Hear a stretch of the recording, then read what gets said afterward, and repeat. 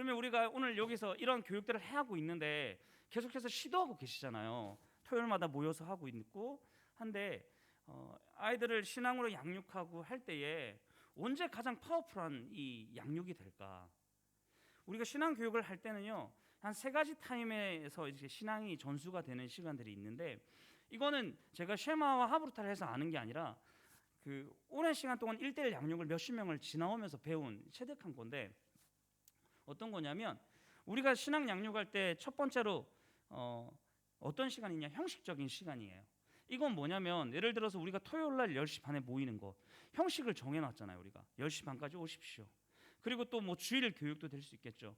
각 부서 예배 11시까지 와서 찬양하고 말씀 듣고 기도하고, 이런 형식이 있는 시간, 이게 신앙의 신앙 양육에 도움이 되는 시간이겠죠. 당연하죠.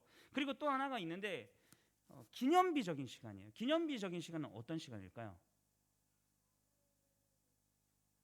기념비, 뭐 이 얘기만 들어도 뭔가 특별할 것 같은, 예를 들면은 수련회 같은 게 될 수 있겠죠.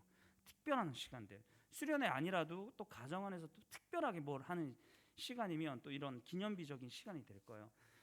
그래서 대체적으로 많은 사람들이 그 신앙 양육에 어떤 도움이 되었던 시간들을 좀 기념비적인 시간으로 이렇게 기억하고 있잖아요. 특별했던 이런 시간도 되게 좋은 첫 번째, 두 번째 시간이 굉장히 중요한 시간이죠. 근데 신앙이 양육될 때 가장 힘 있는 시간은 첫 번째, 두 번째 시간이 아니고 세 번째 시간이라는 거예요. 비형식적인 시간, 좀 다른 말로 하면 비의도적인 시간. 또 더 쉬운 말로 하면, 우리가 일상적으로 쓰는 말로 하면 뭘까요? 일상이란 말이겠죠. 우리가 왜 이 비형식적인 시간이 더 중요하냐면, 토요일 날 10시 반에 나와가지고 우리가 1시간 반 남짓하는 거는요, 그냥 사실은 프로그램에 불과하잖아요. 이거 가지고는, 형식적인 것 가지고는요 절대로 신앙 양육이 일어나지 않는 거죠. 제가 아까 이제 그 선교 단체에서 있었던 양육자들에 대한 얘기를 했는데, 가장 그러면 힘 있는 양육자들은 어떤 양육자였을까요? 가장 힘 있는 양육자들, 교회에서 시키는 거 그대로 다 지켜내서 그 자기가 돌보는 사람한테 이거 해야 돼, 이거 숙제야, 이거 해와, 그리고 이거 오늘 만나서 우리 양육하는 거야, 그래서 1번 읽어봐, 이 형식적인 것들을 잘하는 사람일까요? 아니면 뭐 사회적으로 위치가 있고 뭐 공부를 잘하거나 운동을 잘하거나 뭔가 탁월하거나 이런 사람이 가장 힘 있는 양육자였을까요? 제가 학교 다니면서 이렇게 선교 단체에서 이렇게 지나오면서 가장 힘 있는 양육자는 어떤 사람이었냐? 우선은 진실한 사람이겠죠. 그리고 성실하고 이런 것들이 있지만 진짜 중요한 거는요, 안팎이 똑같은 사람이었어요. 겉과 속이 다르지 않은 사람. 그리고 주님을 사랑하는 이런 거는 다 기본 베이스고요. 지금 내가 형식적인 시간에 하는 얘기들이 있을 거 아니에요. 형식적으로 우리가 모였어요. 그럼 우리가 뭘 가르쳐요? 말씀을 가르치겠죠. 근데 이 말씀대로 살고 있는가? 예를 들어서 우리가 이 형식적인 시간을 가지고 양육을 했어요. 잘 끝났어요.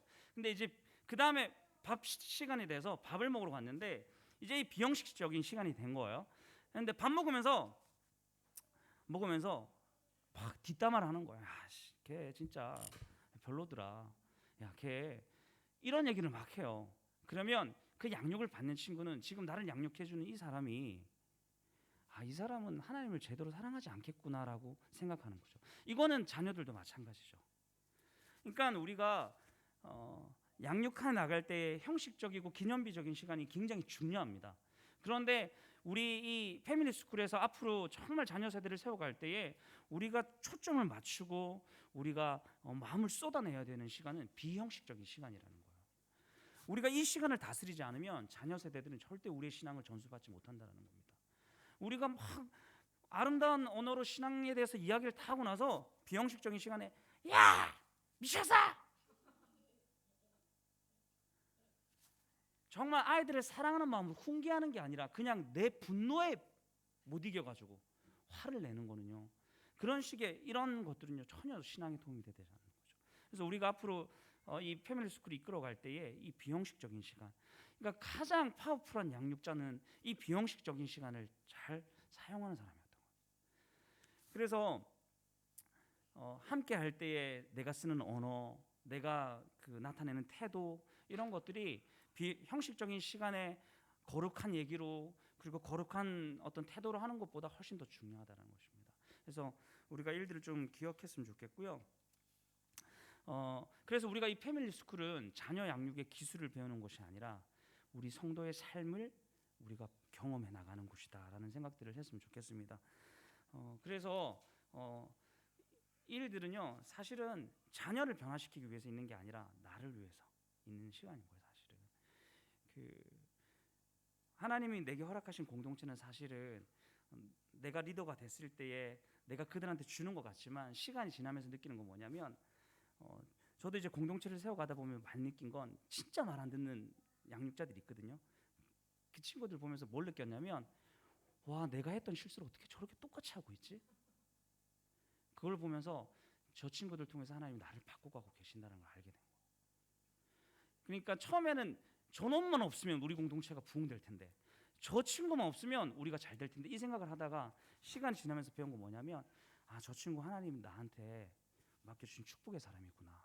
나를 바꾸기 위해서 하나님이 맡겨주셨구나. 그러면서 감사하게 되더라고요. 그러니까 우리 자녀들도 마찬가지라는 생각이 들어요. 그래서 제가 마지막으로 이제 한 가지만 더 이제 얘기를 하고 할 텐데 비형식적인 시간이 가장 중요하다는 우리가 반복해서 이 얘기를 할 거예요. 우리가 기억했으면 좋겠고요. 마지막으로 이제 나누고 싶은 건 우리가 결국 이 패밀리 스쿨이 하는 거는 우리 자녀를 제자화하는 거잖아요. 제자화하는 건데 아멘? 할렐루야. 자녀를 제자화하는 건데 우리가 이 비형식적인 시간을 잘 활용하지 못하는데 갑자기 아이한테 자 우리 형식적인 시간 해야 돼. 앉아. 10시 반 됐어. 앉아. 이거 해. 라고 얘기하면 자녀들은 이걸 기뻐하지 않겠죠. 그러니까 뭐 쉐마든 하브루타든 그리고 사회교육이든 뭐든지 교육에서 제일 중요한 건 관계라 그러죠. 우리 심리학적인 용어는 애착이라고 그러고 형식적인 시간을 막 강요해서는 안 된다 그러잖아요. 저도 실제로 20살 때 이제 누군가를 양육하기 시작했어요. 근데 제가 20살에 뭘 알겠어요. 아무것도 모르는 때인데 근데 이제 그 2명을 양육하게 됐는데 너무 착한 친구들이었어요. 그래서 제가 하자는 대로 형식적인 시간을 하자고 하면 다 따라왔어요. 근데 저는 알잖아요. 이 친구들에게 마음이 없구나. 그래서 제가 이제 20살 때 했던 양육은 진짜 처참하게 실패가 끝났고 제가 이제 군대를 갔다 와서 다시 양육을 하게 됐는데 제 안에 어떻게 이 영혼을 하나님 앞에 세울 수 있을까? 이 고민들이 너무 많이 있었어요. 근데 해결이 안 되는 거예요. 어떻게 제자화하지? 어떻게 하면 이 친구를 정말 하나님의 사람을 세울 수 있을까? 이런 고민들이 해결이 안 됐어요. 근데 지하철을 타고 이렇게 학교에서 이렇게 어디 가고 있었는데 철컥철컥 이렇게 가다가 갑자기 문득 저한테 이렇게 스쳐 지나간 얘기가 있어요. 내가 이 친구들을 제자화하려면 먼저 이 친구들이 친구가 되어야겠다. 그냥 문득 든 생각이었어요. 뭐 특별한 게 있지 않았어요. 내가 이들의 친구가 되지 않는 이상은 이들을 바꿀 수 없겠다. 근데 그 생각이 드는 동시에 또 하나 들었던 생각은 뭐냐면 내가 이 친구들과 정말 친구가 되기 전에 먼저 내가 해야 될 거는 이들의 영적인 필요라든지 아니면 물질적인 필요라든지 내가 그것들 공급해 주는 일을 먼저 해야겠다. 친구가 되려면 뭐 어떻게 해야 될까라는 생각을 하다가 이 생각이 든 거예요. 근데 실제로 제가 그 일들을 해보기 시작했어요. 제가 가르치기 전에 이미 저의 비형식적인 시간은 진실하게 하나님 앞에 드리려고 애를 쓰고 있었던 과정에서 친구가 되려고 놀기 시작한 거예요. 그냥 가르친 게 아니라 놀기 시작하고 놀다 보니까 이 친구의 어떤 결핍된 부분들이 보이기 시작하잖아요. 영적인 부분일 때도 있고 어떨 때는 물질적인 부분일 때도 있고 이 친구는 이런 게 없구나. 그러면 하나님께 기도하면서 이것들을 채워주기 시작했어요. 그랬더니 제가 이 복음에 대해서 가르치지 않았는데 이 친구들이 제자가 되기 시작한 거예요. 그러니까 제자하는 일에 우리가 급급해서는 안 된다는 거죠. 중요한 거는 많이 놀아야 됩니다. 그래서 우리가 이 패밀리 스쿨 하면서 우리 전 목사님께서 뭘 얘기했죠? 우리 아우팅 나가자 이런 얘기 하시잖아요. 우리가 아우팅 나가는 게 그냥 놀자는 게 아닙니다. 그게 다 계산된 우리의 그 양육 방법이라는 거죠. 우리의 히든 카드가 될 겁니다. 그러니까 우리가 놀 때 근데 우리가 이런 게 있죠. 예를 들어서 노는데 경기를 해요. 무조건 내가 죽자 사자 이겨야 돼. 수단과 방법을 가리지 않고 이기려고요. 될까요? 안 될까요?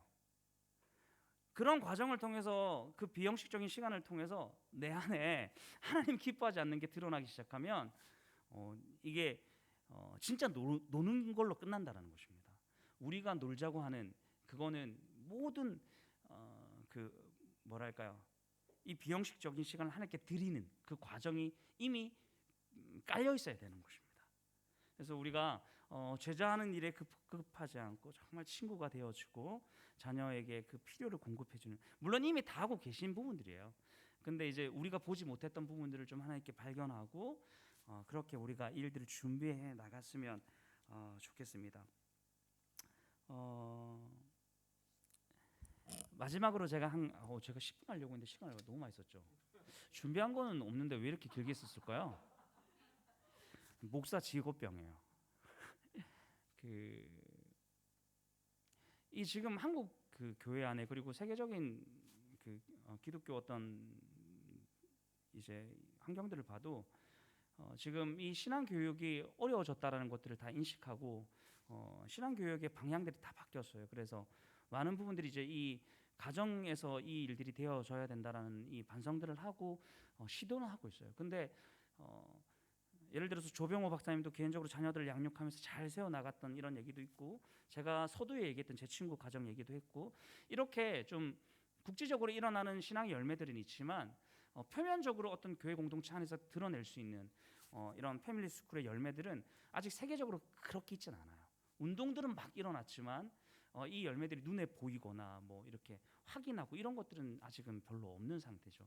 지금 우리도 그 가운데서 시작을 했고, 이 얘기는 뭘 얘기하는 거냐면 우리가 이 새로운 패러다임의 신앙 교육의 역사를 쓰기 시작했다라는 거예요. 이건 우리도 시작한 과정이거든요. 그래서 앞으로 지금 우리 5분 나 계신데 제가 이 5분 이름 나중에 우리 목사님께 물어보고 우리 역사를 함께 쓰는 분으로 우리 제가 기억하고 기도하겠습니다. 우리가 함께 이 자녀 신앙 교육에 대해서 역사를 함께 썼으면 좋겠어요.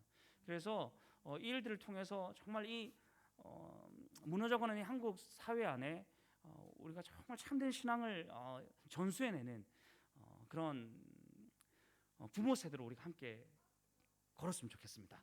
네, 감사합니다.